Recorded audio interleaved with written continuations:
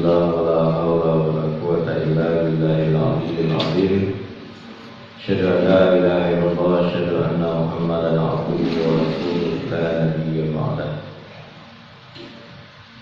Syukur alhamdulillah pada pagi hari ini kita dihidup oleh Allah di majlis ini. Semoga majlis kita ini majlis yang diberkahi oleh Allah Subhanahu wa taala. Serta salawat dan salam marilah kita mohonkan semoga tercurah kepada baginda Nabi Muhammad sallallahu alaihi wasallam sebagai uswah dan qudwah hasanah buat kita semua. Bapak-bapak, ibu-ibu yang dimuliakan oleh Allah, kita lanjutkan kembali kajian tafsir kita masih di surat Al-Warsiyah. Di minggu yang lalu kita sudah menjelaskan, menyampaikan tentang bagaimana orang-orang yang ada di kondisi mereka berada di nerakanya Allah Subhanahu wa taala. Allah menggambarkan tentang orang-orang tersebut, di antaranya adalah wujuhu yawma idzin khashi'ah. Jadi wajah mereka, kata Allah Subhanahu wa taala, yawma idzin khashi'ah. Jadi Allah meletakkan kata keterangannya di tengah di sini, yaitu wujuhu yawma idzin khashi'ah. Khashi'ah yang menunjukkan kalau kita sholat, kemarin kita sampaikan khasyi'ahnya orang sholat, khasyi'ahnya khusyuknya orang sholat itu dari hatinya dan tampak dari wujud fisiknya. Ya, seperti Umar bin Khattab misalnya ketika membaca yauma yaqumun nasu lirabbil alamin, beliau bergetar. Ada yang mengatakan beliau pingsan ketika mendengar yauma yaqumun nasu lirabbil alamin. Ada yang menangis. Nah, ini bagian dari khasyiahnya. Jadi muncul dari hati manusia dan tampak di fisiknya. Pada hari itu kata Allah, khasyiahnya berbeda dengan khasyiah orang yang berada di bumi ini. Yang tampak tidak lagi yang di hati, tetapi yang tampak adalah yang di fisik. Takut luar biasa, gemetaran luar biasa pada hari itu. Kenapa? Seperti ayat yang saya bacakan tadi di rakaat yang kedua, walau tara idzil mujrimuna nakisu ru'usihim inda rabbihim. Karena prinsipnya hisab itu pertemuan kita dengan Allah dan meminta pertanggungjawaban kita di hadapan Allah. Saking malunya manusia berhadapan dengan Allah, mereka tak berani menatap wajahnya Allah Subhanahu wa taala. Kenapa? Karena al-mujrim, jarim itu artinya orang yang melakukan dosa di hadapan Allah Subhanahu wa taala. Sudah diingatkan, ya seperti anak sudah diingatkan untuk tidak melakukan hal yang dilarang, masih dilakukan, lalu dipanggil oleh orang tuanya. Kira-kira berani melihat wajah bapaknya? Kalau masih berani itu luar biasa. Ya, luar biasa itu. Malu, Pak. Walau tara idzal mujrimuna nakisu ru'usihim, kepala mereka itu tunduk di hadapan Allah Subhanahu wa taala. Apa katanya? Rabbana absarna farji'na na'mal salihan inna muqinun. Kembalikan kami ya Allah, kami sudah dengar, kami sudah lihat. Kembalikan kami ya Allah, kami akan yakin. Nah, tidak ada lagi. Pada hari itu kan tidak mungkin kita akan dikembalikan ke dunia ini. Itu sudah pasti. Ya, jadi Fadzuqu bima nasitum liqa'a yaumikum hadza, kata Allah. Rasakan tentang pertemuan ini yang dulu didustakan. Ya, didustakan, tidak mungkin, tidak terjadi. Ya, apalagi orang-orang ateis itu mengatakan bahwa ya sudah, ketika mati ya sudah selesai. Ya, fazuku bima nasitum. Rasakan tentang apa yang telah kalian lupakan. Ya, inna nasinakum. Ini yang menyedihkan. Hari ini kami yang lupakan kalian, kata Allah. Aku yang lupakan kalian hari ini, kata Allah. Nah, nanti kita lihat. Ini gambaran orang-orang yang berada di neraka Allah. Amilatun nasibah. Kemarin sudah kita jelaskan. Capeknya luar biasa mereka. Karena apa? Karena tidak berhenti. Azab itu tidak berhenti. Seperti seseorang yang capek dengan dunia ini. Ya, ada yang capek dengan dunia ini karena memang dunia ini tidak pernah selesai. Ya. Maksudnya dia tidak sujud, dia tidak ke masjid, dia tidak baca Al-Quran, dia tidak sedekah, tapi hidupnya lelah. Apakah di posisi kemiskinannya, apakah di posisi kekayaan yang dia miliki?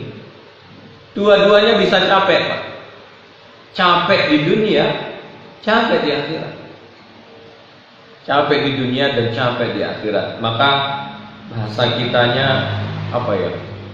Puyuh. Jadi pulang bekerja, dilihat sama istrinya lelah luar biasa. Nah, nanti amilatun nasibah ini adalah mereka yang di nerakanya Allah karena capek tidak mengenal Allah Subhanahu di dunia ini, maka di akhirat capek azab yang Allah berikan yang tidak pernah berhenti. Jadi Masya Allah Subhanahu wa ta'ala. Jadi ada komentar Rasulullah Shallallahu Alaihi Wasallam di dalam surat Ali Imran 176. Apa kata Allah ini terkait perang Uhud sebenarnya? Wala yahzunka alladhi yusari'una fil kufri innahum la yadurullahu syai'a yuridullah an yaj'ala lahum khaddan fin nari fil akhirati walahum adzabun adzim. Apa kata Allah kepada Nabi? Karena memang fitnah waktu perang Uhud ini kan Nabi itu maksudnya diomongi macam-macam. Kan kalah juga toh katanya. Jadi antara Madinah dengan Bukit Uhud itu kan hanya sekitar 5 kilo, Pak. Sangat dekat. Ya, sangat dekat. Dan pasukan Nabi ketika itu 1000 orang. Tapi yang pulang berapa orang? Gak sampai ke Bukit Uhud itu 300 orang, Pak. 300 orang. Lalu 300 ini mencemooh Nabi ketika Nabi pulang dari Bukit Uhud, perang Bukit Uhud, dalam kondisi kalah. Paman Nabi meninggal di Uhud, gigi geraham Nabi pecah berdarah, para sahabat banyak yang meninggal. Ada yang mengatakan, nah kan sudah kubilang kalah, sudah pergi juga. Gimana rasanya itu, Pak? Gimana rasanya? Tapi pertanyaan saya, apakah Nabi mengeluh? Apakah Nabi berdendam? Apakah Nabi memanggil orang-orang yang berkhianat 300 orang itu? Apa kata Allah Subhanahu wa taala? Tapi Pak, sakitnya itu di sini. Terasa oleh Allah. Allah merasakan itu. Jadi Nabi itu luar biasa, Pak. Jadi apa yang dirasakan oleh Nabi begitu beratnya. Makanya tidak sama. La yastawil al-qa'id, antara orang yang duduk dengan orang yang berjuang itu tidak sama. Tidak sama. Maka Allah mengatakan la yahzunka alladzi. Tapi kalimatnya bentuk majhul ya. Jangan engkau disedihkan karena omong-omongan mereka. Jadi K-nya ini kembalikan Nabi. Yahzun. Nah, itu bentuknya bukan karena nabinya, tapi karena orang-orang munafik tadi yang 300 orang itu. Ya, orang 300 orang itu, jangan engkau karena mereka sedih Muhammad. Kenapa, Pak? Karena alladzina yusari'una fil kufri, karena orang-orang yang 300 itu sedang mempercepat dirinya untuk kufur di hadapan Allah Subhanahu wa taala. Jadi ada orang yang mempercepat dirinya kufur. Kenapa, Pak? Karena dia hanya mampu mengolok-olok, tidak mau berperang. Ya, tidak mau berperang. Nauzubillah. Maka sahabat mengatakan amilatul nasibah. Orang-orang begini ini capek di dunia, nanti capek lagi di akhirat. Kenapa? Karena tidak pernah berhenti untuk disiksa oleh Allah Subhanahu wa taala. Tasla naran hamiyah. Kalau tasla itu kan dibakar ya. Tapi dibakar ini langsung mereka sendiri dengan kesadaran. Ya, dengan kesadaran hatinya naron masuk ke neraka itu dengan hama. Hamim itu sebenarnya dari kata dekat ya, sohibul hamim. Hamiyah juga berarti huma. Huma itu juga berarti demam, menggigil. Saking panasnya, Pak. Saking panasnya di neraka Allah Subhanahu wa taala. Jadi kondisinya neraka itu orang datang masuk dengan kesadaran, karena tidak mungkin lagi, Pak. Tidak mungkin lagi untuk lari, mau kemana lari? Nah, maka siksa neraka yang paling menyiksa itu adalah kulit ini, Pak. Jadi sebenarnya yang merasakan itu kan kulit. Nah, ketika kulit ini sudah tidak ada, maka sebenarnya sudah mati rasa. Sudah mati rasa. Kalau mati rasa kan sudah tidak perlu ada penyiksaan. Makanya di ayat yang lain fabaddalna juludan ghayraha. Di ayat yang lain disebutkan yang diganti itu apanya? Kulitnya yang diganti. Habis ganti lagi, habis ganti lagi. Itu penyiksaan. Ibu-ibu yang paling banyak pahalanya itu. Kalau goreng apa, Bu? Goreng ikan asin gitu ya. Tahu-tahu minyaknya jiprat. Nah, itu luar biasa itu. Luar biasa sakitnya. Tapi ketahuilah, dengan keikhlasan itu akan jadi saksi nanti di yaumil akhirah tentang melayani ketaatannya dan melayani suami dan keluarganya. Ya, kalau bapak-bapak apa? Banyak ya tadi. Tapi ada kesenggol pulpen enggak? Nah, ini banyak saksinya di hadapan Allah Subhanahu wa taala. Tusqa min ainin aniyah. Nah, kalimatnya bukan aktif tapi pasif. Berarti air minum itu tusqa, dipaksa, Pak. Dipaksa min ainin itu sumber air. Jadi Ainur Rahmah itu kan sumber rahmat. Ainul Mardiyah sumber keridhaan. Ya, salah satu Ainul Mardiyah kita di bumi ini adalah ibu kita, ayah kita.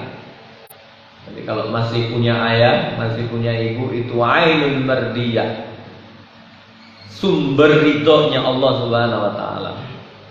Jadi kalau Masya Allah, doa orang tua itu luar biasa. Mintusqa, dituangkan air min ainin aniyah. Ya, kemarin kita sampaikan bahwa ada beberapa air minum di neraka, termasuk campuran nanah dengan darah. Ya, nanah dengan darah itu disebut dengan, sebenarnya aniyah itu dari kata al-an. Al-an itu artinya al-an, air yang mendidih, air yang mendidih yang sangat panas luar biasa. Dan sebenarnya air itu adalah campuran antara darah dengan nanah. Jadi kondisinya sudah seperti itu, khasyiah. Yang kedua, apinya mendidih, panas luar biasa. Air minumnya dituangkan, bukan di kita yang minum, tetapi dituangkan. dituangkan dari sumber air yang sangat mendidih, dan itu adalah nanah dengan darah. Jadi minumannya saja sudah siksaan. Minumannya saja sudah siksaan. Laisa lahum ta'amun illa min dhari. Ya. Tidak ada. Nah, sekarang makanannya yang menjadi siksaan. Dhari itu hanya bisa dimakan oleh onta, Pak. Kenapa? Karena berduri. Jadi kalau ada orang yang mendekati pohon dhari itu wajahnya ini luka-luka karena banyaknya durinya. Dan orang yang di neraka Allah Subhanahu wa taala itu salah satu makanannya yang berbentuk siksaan namanya adalah dhari. Ya, dhari. La yusminu wa la yughni min ju'. Ya, tidak menyebabkan obesitas, tidak membuat gemuk gitu ya.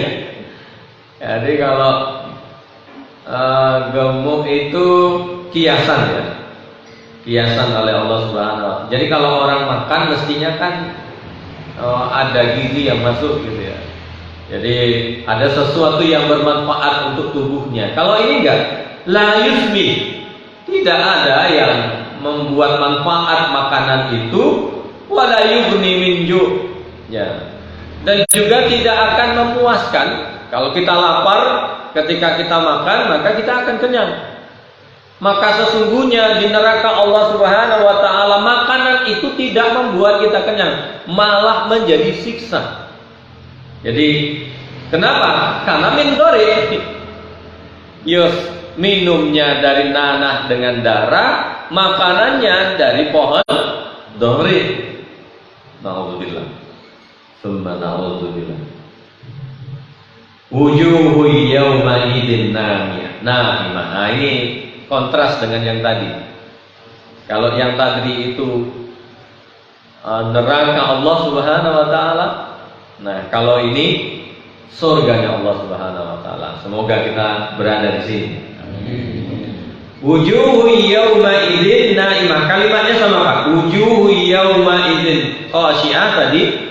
Kalau ini wujuhu yawma idzin naimah. Naimah fa'ilah, berarti nikmatnya itu tetap. Naimah, nu'mah, ni'am. Ni'am atau nu'mah itu kenikmatan. Saya gambar ini gimana ya? Gini. Seorang ibu sudah menunggu kelahiran anaknya, menunggu mendapatkan anak selama 15 tahun lamanya. Tidak punya anak, ke dokter ini, ke dokter itu, usaha ini, usaha itu, mandi hujan-hujan berdua sudah gitu ya. Dari Pacitan sampai Ponorogo. Katanya air hujan itu kan air berkah gitu ya. Ternyata juga tidak hamil-hamil. 15 tahun suaminya pulang dari bekerja, dikabarkan oleh istrinya, alhamdulillah ayah, aku hamil katanya. Coba, luar biasa. Setelah prosesi hamil 9 bulan, dibawa ke rumah sakit, lahir dengan kondisi normal. Bayi itu diletakkan di dada istrinya. Gimana rasanya? Ini yang disebut dengan bahagianya. Wajahnya sumringah, tersenyum luar biasa. Itu yang disebut dengan naimah. Itu yang disebut dengan naimah. Seperti pengantin baru setelah ijab kabul, istrinya disodorkan. Itu gimana Pak? Kita bayangkan? Sudah lewat lama ya. Sudah lewat lama. Ya, sumringah, senangnya luar biasa ya. Jadi saya pertama kali duduk berdua sama istri itu setelah akad nikah dari masjid, dimasukkan ke dalam mobil, diantar ke rumah. Wah, rasanya itu wujuhu yauma idzin naimah. Tapi itu dunia, Pak. Itu dunia. Gimana naimahnya nanti di akhirat itu? Masya Allah. Maka Para sahabat itu mengatakan, gimana ya cepat-cepat bisa mati gitu kan. Kalau kita mikirnya kan gini, gimana ya lama-lama lama-lama ya pensiun kok masih suwi gitu ya. Makanya saya mikir-mikir nih, pensiun 65 gitu ya. Nanti kalau jadi guru besar 75 yuk kelamaan dah. Kelamaan ya. Jadi kalau seandainya Allah tontonkan kepada kita surga hari ini, subuh ini ya, seperti sasa apa LCD gitu ditontonkan, kira-kira masih panjenengan bertahan di dunia ini atau ingin segera pulang? Saya yakin semua ya Allah sebelum Isra ya Allah. Sebelum Isra ya Allah. Seandainya Allah pertontonkan, insya Allah. Karena apa? Karena nikmatnya luar biasa. Wujuhu yawma idzin na'imah lisa'iha radiyah. Kenapa sa'i? Sa'i itu kan lari, Pak. Lari sa'i. Kalau kita habis tawaf, setelah itu naik ke sofa, setelah itu lari-lari kecil. Itu sa'i. Kenapa disebut simbolkan oleh Allah sa'i di sini? Karena sa'i itu bentuk usaha. Usaha panjenengan di muka bumi ini. Dari Sumoroto datang ke Masjid Jazuri. Itu kan usaha, Pak. Lisa'iha radiyah, dan itu Allah senang, Allah ridho. Ridho Allah bi ridho walidain. Dan dia ikhlas. Aku ikhlas. Nah gitu. Jangan seperti orang yang mungkin ya menghafal Al-Quran. Menghafal Quran dan susah-susah apa. Kemarin tuh ada wisuda hafal Al-Quran buat yang sepuh-sepuh. 60, 70, 58, 59 selesai Pak 30 juznya.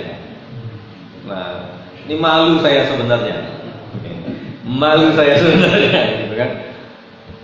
76, 80, paling tinggi 95. Dia menghafal Quran di umur 93. Berarti 2 tahun selesai 30 juznya. Kita, nah ini kita bermuhasabah ini. Jadi berarti tidak ada alasan bagi kita sebenarnya persoalan umur itu. Hanya persoalan lisa'iha, sa'inya, usahanya yang belum gitu kan. Usahanya yang belum. Kenapa sa'i? Karena itu usaha. Saya lihat di apa itu? Saya lihat betapa senangnya mereka yang ketika di wisuda. Apalagi di wisudanya begini. Namanya siapa lah? Namanya Aisyah lah gitu ya. Saya lihat di apa itu. Aisyah wisuda 135 bernama Aisyah. Aisyah binti. Ya, jadi disebutkan bapaknya. Sanad bi Ustadz Syekh siapa? Bi Ustadz siapa? Syekh siapa? Syekh siapa? Bertemu dengan ini, bertemu dengan tabi'in, bertemu dengan sahabat, bertemu sanadnya dengan Rasulullah sallallahu alaihi wasallam. Bahagianya luar biasa, Pak. Namanya nempel dengan Rasulullah sallallahu alaihi wasallam. Coba, senang enggak, Pak? Mana lebih senang doktor atau profesor? Gak ada apa-apanya, Pak. Gak ada apa-apa, gak ada apa-apanya. Binti si fulan, sanad bin fulan, sanad bin fulan, belajar ke guru fulan. Ini selanjutnya naik ke atas, ke tabi'in, ke Rasulullah. Orang bertakbir Allahu Akbar. Coba, hilang gak rasa capeknya menghafal berlama-lama itu? Hilang karena ridho. Subuh kita hari ini, mungkin kita akan mengatakan nanti ketika di sorga, ya Allah, aku ridho subuh di Masjid Jazuli walaupun berjalan kaki dari Sumoroto. Pak Sanggar kan masih pakai motor. Ridho ya Allah, ridho. Makanya ada sahabat yang ketika meninggal itu kan dikomentari oleh istrinya. Sebelum meninggal, ya Rasulullah, suamiku tuh bilang, kenapa tidak jauh lagi gitu ya? Kenapa tidak jauh lagi? Padahal Rasulullah dari Masjid Nabawi ke rumahnya itu jalan kaki 3 jam. Masih bilang, kok masih kurang jauh gitu ya? Saya bilang kemarin kayaknya kita perlu pindah makmur. Jadi lisa'iha radiyah fi jannatin 'aliyah. Di mana tempatnya? Nah, surga. Ya, di surga fi jan. Kenapa Allah tidak menyebutkan bentuk alif lam di sini? Fil jannati, tapi fi jannatin 'aliyatin. Ya, sebenarnya ini disebut dengan ini bahasa ya. Jadi surga itu disifati oleh Allah Subhanahu wa taala dengan surga yang aliyah. Kenapa tinggi, Pak? Nah, simbol-simbol dunia ini di Al-Qur'an ini masih Allah bawa supaya kita mudah memahaminya. Kenapa? Tandanya orang rumahnya bagus itu, rumahnya mewah itu apa? Tinggi, bertingkat. Nah, jadi Allah itu masih membawa ilustrasi tentang dunia kita, pikiran kita, bahwasanya rumah yang coba kita lihat di dunia hari ini, yang dibangga-banggakan rumah yang apa? Bangunan yang apa? Bangunan yang tinggi. Ya, Burj itu kan tinggi. Kenapa tinggi? Karena bisa melihat semuanya, view-nya luar biasa. Fi jannatin aliyah. Maka kalau panjenengan berdoa, jangan tanggung-tanggung. Ya Allah, ya Rahman, ya Azir, adkhilni jannata firdaus. Minta surga tertinggi firdaus. Ya, jangan seperti Abu Nawas. Yo, tidak pantas masuk surga, tidak kuat masuk neraka, terus di mana? Ya itu syair ya. Syairnya Abu Naswi jannatin aliyah. Aliyah, ala itu artinya tinggi. Artinya yang tinggi. La tasma'u fiha laghiyah. Nah, jenengan hari ini tentang diri jenengan, sebaik-baik apapun diri jenengan masih diomongin orang Pak? Masih Pak. Saya masih ingat dulu punya anak itu 3 tahun baru punya anak. Jadi nggak enaknya itu pergi ke rumahnya keluarga istri, ditanya sudah punya anak, gitu ya. Datang ke keluarga saya sudah punya anak, katanya. Gimana rasanya kira-kira? Wah, itu baru persoalan, hanya persoalan punya anak. Apalagi nanti kita melakukan kebaikan digunjing orang, melakukan keburukan apalagi gitu ya. Sampai saya itu ada yang kabar di telinga saya, Ustadz Yufridal nikah lagi gitu. Hebat sekali. Nikah lagi bersama mahasiswinya gitu. Masya Allah. La tasma'u.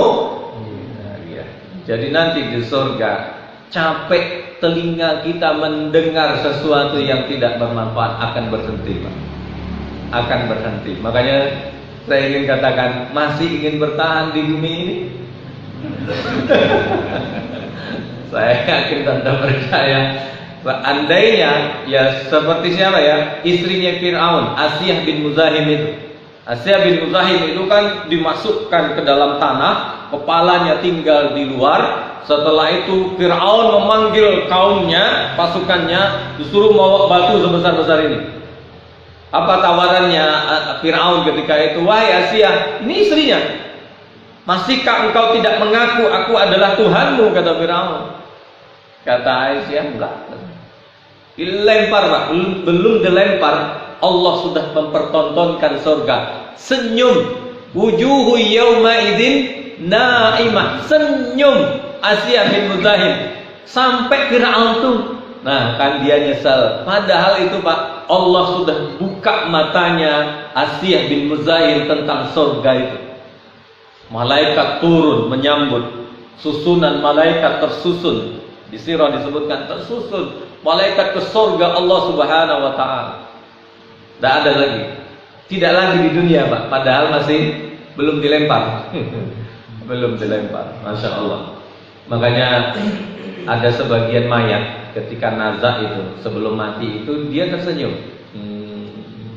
Setelah itu wafat. Setelah itu wafat. Kenapa? Allah bukakan matanya ini dengan surganya Allah Subhanahu wa taala. Semoga kita termasuk golongan itu. Amin ya rabbal alamin. Saya rasa demikian. Mohon maaf ada khilaf. Assalamualaikum warahmatullahi wabarakatuh.